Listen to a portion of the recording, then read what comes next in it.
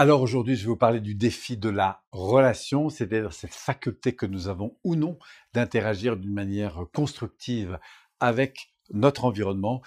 Et pour avancer dans cette direction, le symbole du jour, ça va être celui de la croix. Alors, c'est pas une bénédiction, bien que ça renvoie à cette notion de bénédiction, mais c'est surtout dans la croix, comme on l'avait vu dans notre dernier webinaire. C'est le point de rencontre, le point de liaison, le point de connexion, le point de croisement, le point à partir de laquelle on va communiquer. Et la communication, ce n'est rien d'autre que de l'échange, à la fois de sensibilité, d'information.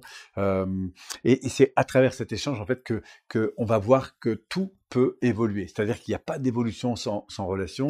Si vous avez envie de faire d'évoluer avec votre voisin, votre conjoint, vos enfants, il faut absolument interagir avec eux.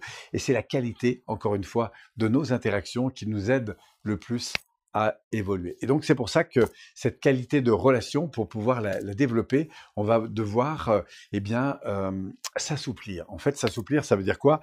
C'est-à-dire prendre des formes variées pour pouvoir adhérer, on pourrait dire, à un environnement différent et varié. Et plus votre communication va devenir fluide, souple, et prendre en compte justement les personnes en fonction de là où elles en sont. C'est un peu comme un danseur qui veut rejoindre un autre danseur. Il va falloir qu'il s'harmonise un petit peu avec lui dans cette relation pour pouvoir faire en sorte que cette interaction soit plus juste.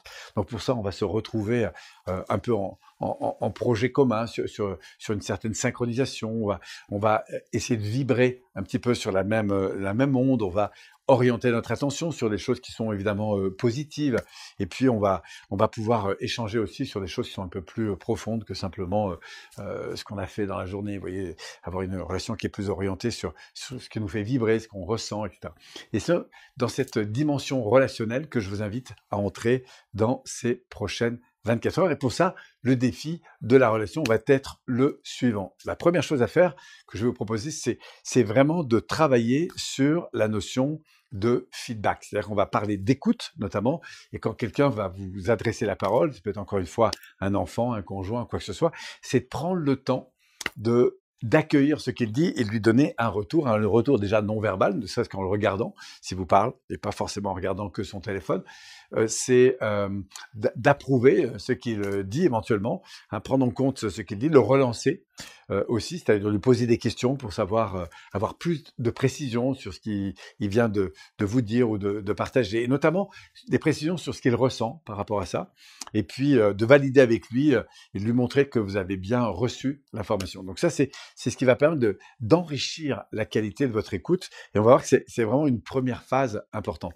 Et pour ça, dans ce défi de la relation, eh bien, je vous invite à choisir une personne et à faire cet exercice précis qui consiste à écouter en vue de presque pouvoir répéter ce que vous a dit la personne.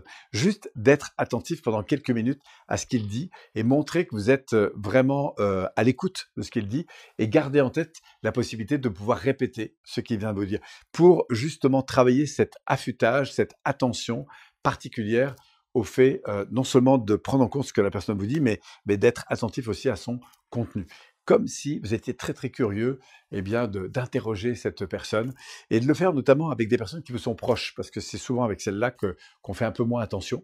Donc je vous propose de le faire par exemple avec un enfant, si vous l'avez au téléphone, de juste prendre le temps d'aller un petit peu plus loin sur l'écoute de ce qu'il vous dit, ce qu'il ressent. Si c'est avec votre conjoint par exemple, que vous rentrez du travail à la maison, prenez juste un peu plus de temps pour accueillir ce que dit la personne, lui donner du feedback et lui montrer que vous êtes vraiment attentif à ce qu'elle dit ou à ce qu'il dit ou à ce qu'il ressent. Euh, voilà, expérimentez ça pendant quelques 24 heures en fait. Et puis de la même façon aussi, vous pouvez être aussi attentif à vos propres discours internes. Ça, c'est aussi très intéressant. C'est quand vous êtes dans votre voiture, seul comme ça, et tiens, qu'est-ce que je suis en train de me raconter? Et notamment si vous vivez des sentiments un peu lourds, par exemple, d'agacement ou de colère ou de tristesse à l'égard d'une situation que vous traversez, c'est demandez-vous qu'est-ce que je suis en train de me dire, de me raconter, comment j'alimente ce processus, surtout si ce sentiment revient comme ça régulièrement. Et vous allez peut-être découvrir que en arrière-plan, eh bien, il y a des paroles, il y a des modalités de communication que vous avez avec vous-même qui parfois vous sabotent un petit peu et que vous pourriez justement transformer. Donc, on parlera justement de transformation demain sur la prochaine vidéo. Et c'est pour ça que je vous invite évidemment à nous suivre.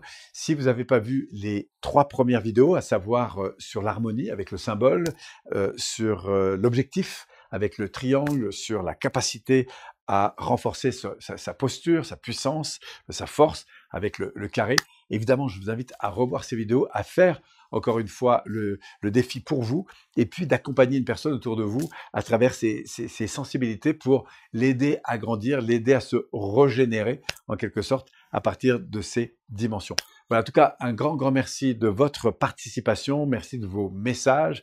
Et puis, encore une fois, eh bien, expérimentons ensemble ce travail d'écoute, d'attention, de répétition de ce que la personne dit, d'être plus vigilant et donner plus de feedback à la personne qui nous parle, surtout si on la connaît bien, pour justement mesurer la qualité de notre communication.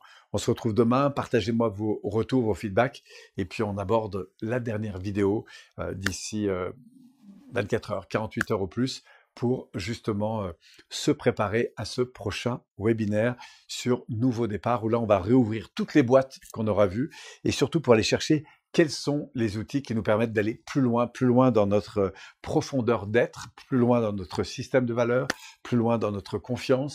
On va parler aussi d'ikigai, on va parler d'émotions et de richesse, comment on est en interaction avec les richesses qui nous entourent, et puis surtout, quels sont les outils que j'ai enseignés depuis plus de 30 ans maintenant et qui accompagnent, en tout cas les grands fondamentaux qui accompagnent cette prise de responsabilité, cette capacité à agir sur notre vie pour grandir, pour évoluer, et pas se retrouver toujours dans la même répétition, mais de passer des seuils comme ça en termes de développement autour de ses valeurs, autour de sa vision, autour de la capacité qu'on a à mobiliser de l'énergie pour créer, pour inventer, pour se développer.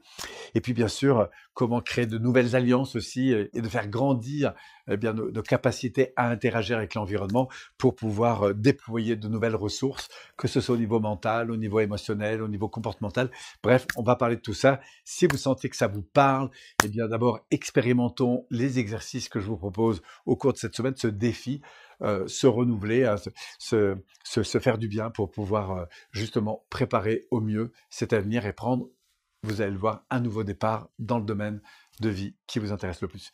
Merci à vous. Encore une fois, merci de votre participation. N'hésitez pas à partager aussi autour de vous ces défis et puis au grand plaisir d'avancer ensemble. Demain, après-demain peut-être, on travaillera sur cette notion de transformation personnelle. Vous allez voir encore une vidéo sur la spirale tout à fait inspirée et inspirante. Merci à vous et au plaisir de vous retrouver.